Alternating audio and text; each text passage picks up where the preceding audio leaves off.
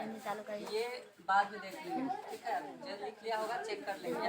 Sir जी चालू कर दिए। एक पदी बहुपद क्या लिखा हुआ है? एक पदी बहुपद। वैसा बहुपद जिसमें काउंट करने पर संख्या केवल किस में होगा? चर में होगा और अचर में होगा। तो हम बताए थे चर का मान जो बदल जाएगा वो क्या कहलाएगा? चर। और जो नहीं बदलेगा उसको क्या कहेंगे? अचर। तो हम बोलते हैं कि x का मान ज्ञात करें। किसका मान ज्ञात करें? x का मान अगर ज्ञात करने के लिए बोलते हैं तो 2x + 3 = 4 5 है ना। तो x का मान निकालने के लिए क्या करते हैं? 2x बराबर 5 - 3 = 2x बराबर कितना हो जाएगा? यहाँ पर 2 हो जाएगा और 2 से 2 कट गया तो कितने? x का मान कितने निकला? 1 निकला ना। तो x का मान यहाँ पर कुछ था और x का मान यहाँ पर कुछ आ गया। तो x का मान बदल गया, यानी जिसका मान बदल जाएगा वो चर और जिसका मान नहीं बदलेगा वो क्या कहलाएगा? अचर कहलाएगा। चर और अचर समझ में आ गया ना। जैसे x क्या है? x क्या है? चर है और यहाँ पर एक छिपा हुआ है तो एक क्या है? अचर। यहाँ पर चर और अचर दोनों है। उसके बाद है 3x 4y 6x 7m 2x 3x1 4z। ये सब क्या है? एक पदी बहुपद। ये सब क्या है? एक पदी बहुपद। उसके बाद है रैखिक बहुपद। दूसरा क्या लिखा है?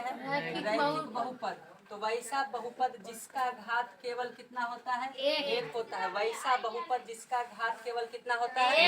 एक होता है। तो उसे क्या कहेंगे? रैखिक बहुपद कहेंगे। उसे क्या कहेंगे? रैखिक बहुपद कहेंगे। यानी एक ऊपर जो है कुछ नहीं रहेगा लिखल, इसका मतलब हम समझ जाएंगे कि कितना है? एक है। तो 2x + 3 ये कौन बहुपद हो जाएगा? रैखिक बहुपद। 3x + 4 कौन बहुपद? रैखिक बहुपद। उसके बाद है 2 + 4y कौन बहुपद? रैखिक बहुपद। 3 + 2x कौन बहुपद? रैखिक बहुपद। 2y - 3 कौन बहुपद? रैखिक बहुपद। यहाँ तक समझ में कोई दिक्कत?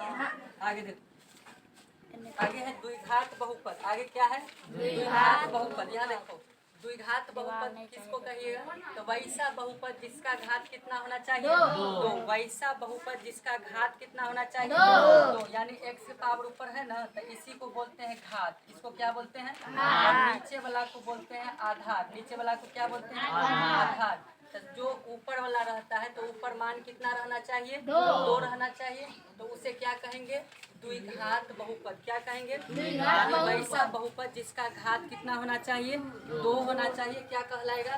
द्विघात बहुपद। तो देखो ये समीकरण है तो 2x² + 3x + 2 है। तो ये जो समीकरण है इसमें सबसे ज्यादा घात कितना है? 2 है।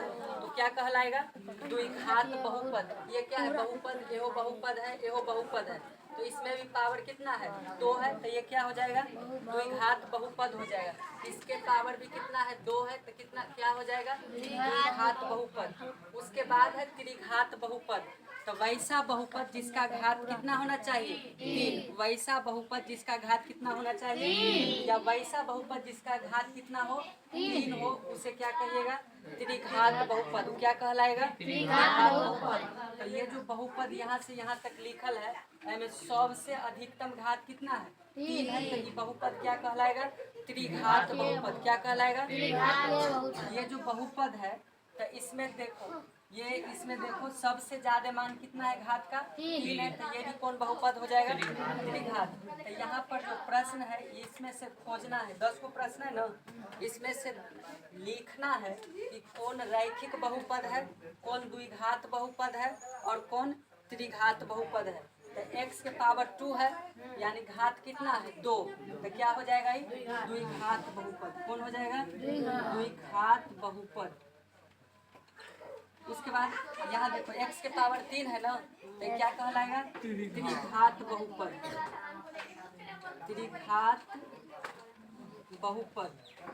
y + y²। यहाँ पर देखो ये जो बहुपद है ये बहुपद में अधिकतम मान कितना है? घात में 2 है ना। तो ये कौन हो जाएगा? द्विघात बहुपद। कौन हो जाएगा? द्विघात बहुपद। ये देखो इस पर घात है, काहे लिख रहा है? समझा?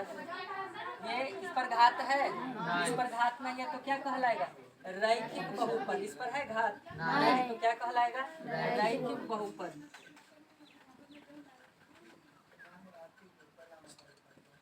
इस पर घात है नहीं है तो क्या होगा? रैखिक बहुपद। बहुत आगे देखो, यहाँ देखो आर स्क्वायर है, इस पर घात कितना का है? 2 का। ये कौन बहुपद हो जाएगा? द्विघात बहुपद। इस पर कितना है घात? 3 है तो क्या हो जाएगा? त्रिघात बहुपद। इस पर है घात? ये कौन बहुपद? रैखिक बहुपद। इस पर घात है कितना का? 2 का तो क्या हो जाएगा ये? द्विघात बहुपद बहुपद।